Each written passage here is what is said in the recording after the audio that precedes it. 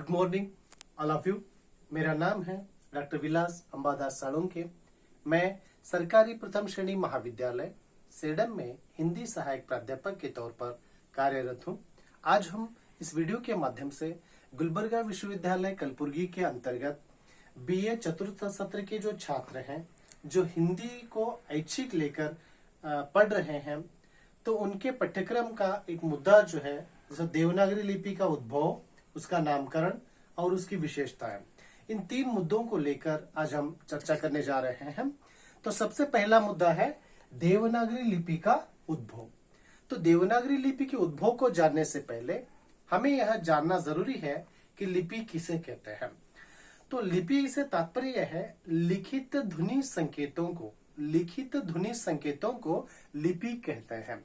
प्रत्येक देश की अपनी ही एक भाषा होती है और उस भाषा को लिखने के लिए एक लिपि। उदाहरण के तौर पर अगर हम देखेंगे तो अंग्रेजी की लिपि रोमन है, उर्दू की फारसी है, पंजाबी की गुरुमुखी है। तो उसी प्रकार हिंदी की भी अपनी एक लिपि है जिसे देवनागरी लिपि के नाम से जाना जाता है। तो इस देवनागरी लिपि का उद्भव कैसे हुआ?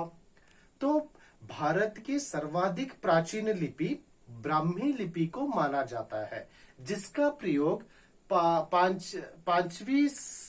पांचवी सदी ईस्वी सन पूर्व से 350 ईस्वी तक उसका प्रयोग होता रहा।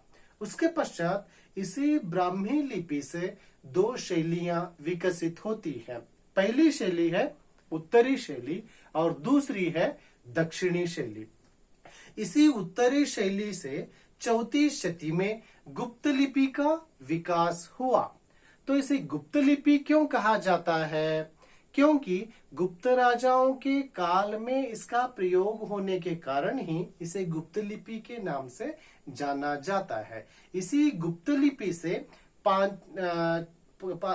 छठी शती में कुटिल लिपि का विकास होता है।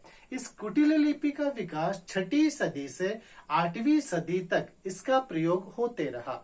इसको कुटिल लिपि क्यों कहते हैं? क्योंकि इसकी मात्राओं की जो आकृति है, मात्राओं की आकृति टेढ़ी या कुटिल होने के कारण ही इसे कुटिल लिपि के नाम से जाना जाने लगा। इस कुटिल लिपि का प्रयोग 6ठी से 8वीं सदी तक होता रहा। इसके पश्चात इसी से आगे चलकर 9वीं सदी में प्राचीन नागरी का विकास हुआ। तो इसे ही प्राचीन नागरी के नाम से जाना जाने लगा। इस प्राचीन नागरी का जो क्षेत्र है वह उत्तरी भारत है, किंतु दक्षिणी भारत में भी इसका प्रयोग हमें देखने को मिलता है, किंतु यहाँ पे इसका नाम नागरी न होकर नंदी नागरी है। तो इसी प्राचीन नागरी से 15 तथा 16वीं सदी के बीच में आधुनिक नागरी का विकास हुआ, जिसे ही आगे चलकर देवनागरी लिपि के नाम से जाना जाने लगा। इसके पश्चात आज हम देवनागरी लिपि का जो नामकरण है उसको लेकर चर्चा करेंगे। तो यह देवनागरी लिपि का नामकरण, इसे देवनागरी लिपि क्यों कहा गया, इसको लेकर विभिन्न विद्वानों ने अपने ही मत प्रकट किए हैं। उसमें से जो सबसे पहला मत है वह इस प्रकार है। तो गुजरात के नागर ब्राह्मणों द्वारा विशेष रूप में यह प्रयुक्त होने के कारण इसे देवनागरी लिपि के नाम से जाना जाता है। तो जो दूसरा तर्क है, उस तर्क के अनुसार यह नगरों में विशेष रूप में प्रयुक्त होने के कारण इसे नागरी लिपि कहा गया। तो इसके पश्चात जो तीसरा तर्क है, तीसरा मत है, उस मतानुसार प्राचीन काल में देवी देवताओं की पूजा कुछ विशेष संकेतों और चिन्हों के द्वारा होती थी, जो विभिन्न प्रकार की आकृतियां यथा त्रिकोण, चतुर्भुज आदि के मध्य लिखे जाते थे।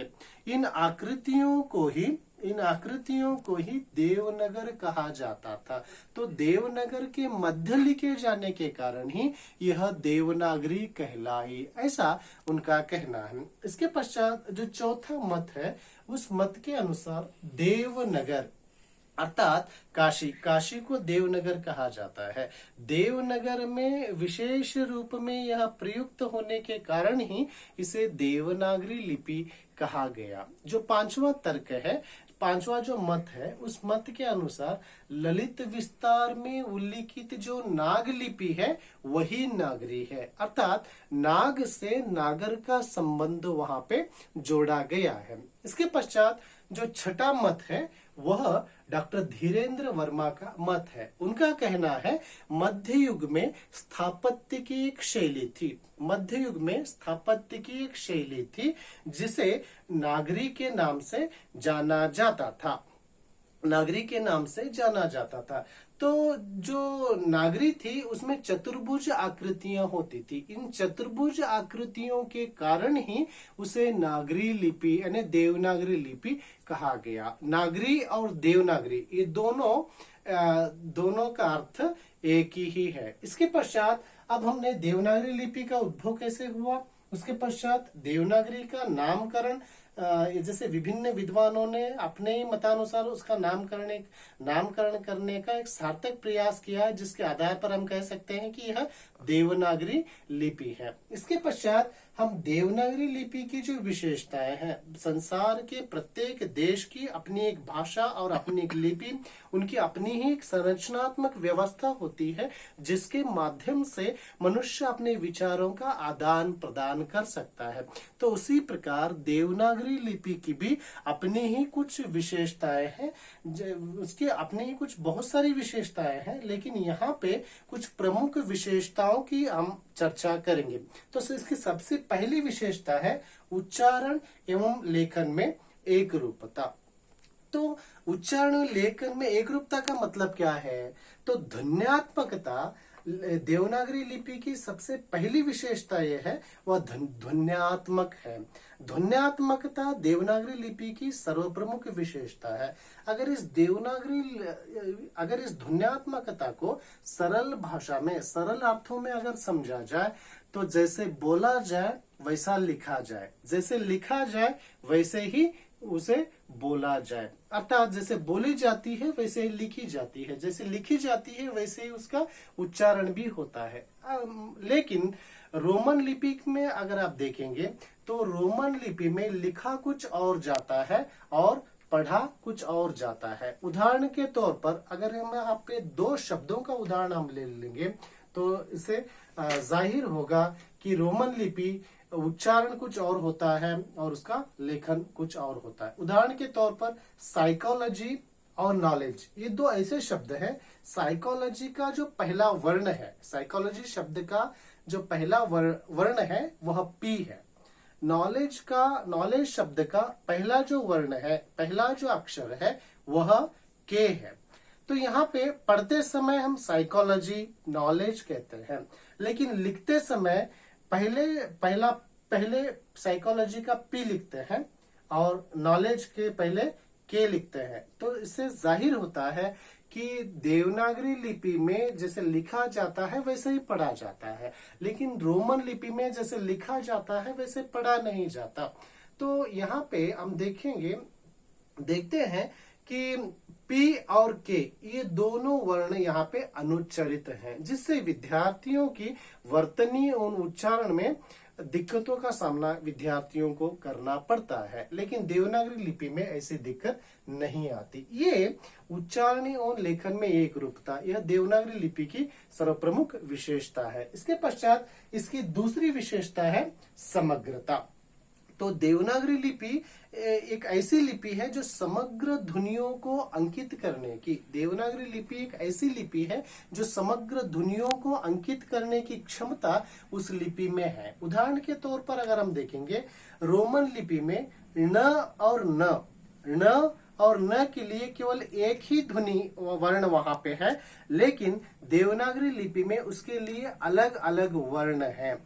तो ये देवनागरी लिपि की दूसरी विशेषता है। यहाँ पे प्रत्येक ध्वनि के लिए एक अलग अलग वर्ण है, जबकि रोमन लिपि में एक ही वर्ण यहाँ पे हम देखते हैं, जैसे कि यन जो है। उसके पश्चात इसकी तीसरी विशेषता है वैज्ञानिकता। तो देवनागरी लिपि पूर्णतः वैज्ञानिक लिपि है कहा जाए तो ज्यादती नहीं होगी, क्योंकि देवनागरी लिपि के वर्णों का जो संयोजन है वो बहुत ही व्यवस्थित, सुसंगठित एवं क्रमबद्ध ढंग से किया गया है।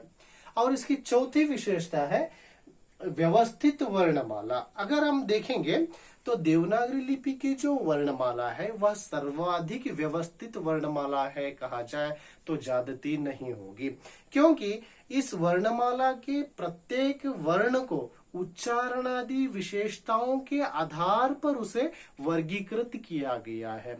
ये उच्चारण अवयव कौन कौन से हैं? तो ये उच्चारण अवयव है जुबान, ओठ, दांत, कंठ, तालव्य, नासिक्य, ये सभी उच्चारण अवयव है। इन उच्चारण अवयवों की मदद से ही हम ध्वनियों को उच्चरित करते हैं।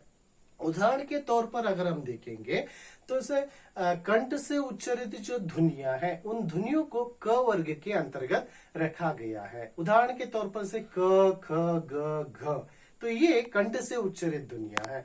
दांतों से उच्चरित जो ध्वनियां हैं उन्हें त वर्ग के अंतर्गत रखा गया है, जैसे त, थ, द, ध। और ओठ से जो उच्चरित ध्वनियां हैं उन्हें प वर्ग के अंतर्गत रखा गया है, जैसे प, फ, ब, भ, म।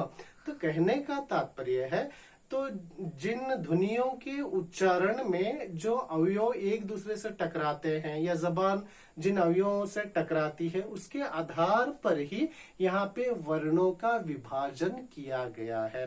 तो कहने का तात्पर्य है देवनागरी लिपि की जो वर्णमाला है वह सर्वाधिक व्यवस्थित वर्णमाला है कहा जाए तो ज्यादती नहीं होगी। तो इसकी पांचवी जो विशेषता है वह है नियतता। तो देवनागरी लिपि में प्रत्येक ध्वनि के लिए एक चिन्ह नियत है, जबकि रोमन लिपि में अगर हम देखेंगे तो एक ही ध्वनि को लिखने के लिए अलग अलग विकल्प वहां पे दिए गए हैं, जिससे विद्यार्थियों को सहज ही वर्तनी अशुद्धियां करने के लिए वे मजबूर होना पड़ता है। क्योंकि उदाहरण के तौर पर अगर हम देखेंगे तो देवनागरी लिपि में क के लिए केवल एक ही वर्ण है क, किंतु रोमन लिपि में अगर हम देखेंगे तो क को लिखने के लिए अलग अलग विकल्प वहां पे दिए गए हैं। उदाहरण के तौर पर अगर हम देखेंगे तो क के लिए अंग्रेजी में सी का प्रयोग भी होता है। उदाहरण के लिए सी में CAT, कैट को लिखने के लिए क को लिखने के लिए सी का प्रयोग वहां पे होता है। उसी तरह अगर दूसरा विकल्प अगर देखेंगे तो क के लिए के का प्रयोग भी अंग्रेजी में होता है, जैसे किंग का प्रयोग। उसी तरह अगर तीसरा विकल्प देखेंगे तो क के लिए CH का प्रयोग भी अंग्रेजी में है। उदाहरण के तौर पर से केमिस्ट्री लिखते हैं हम, केमिस्ट्री को लिखने के लिए क का प्रयोग, CH का प्रयोग वहां पे होता है। तो उसी प्रकार अगर चौथा विकल्प क के लिए चौथा विकल्प भी अंग्रेजी में है। उदाहरण के लिए क के लिए क्यू भी वहां पे लिखा जाता है, क्यू फॉर क्वीन। तो इस प्रकार तो रोमन लिपि में एक ही ध्वनि के लिए एक ही वर्ण के लिए अलग अलग विकल्प यहाँ होने के कारण सहज ही विद्यार्थी दुविधा में पड़ता है, द्वंद्व में पड़ता है और वह वर्तनी की अशुद्धियां कर सकता है। लेकिन देवनागरी लिपि में ऐसा नहीं होता। मैं पहले ही बता चुका हूं कि देवनागरी लिपि को जैसे लिखा जाता है वैसे ही उसे पढ़ा भी जाता है। इसीलिए यहाँ पे विद्यार्थी गलतियां करने के आसार बहुत कम होते हैं। तो इसके पश्चात इसकी छठी विशेषता को अगर हम देखा जाए तो यह बाएं से दाहिनी ओर यह लिपि लिखी जाती है। तो इस प्रकार इस वीडियो के माध्यम से हमने देवनागरी लिपि का उद्भव, देवनागरी लिपि का नामकरण और देवनागरी लिपि की विशेषताएं इसको जानने की कोशिश की है।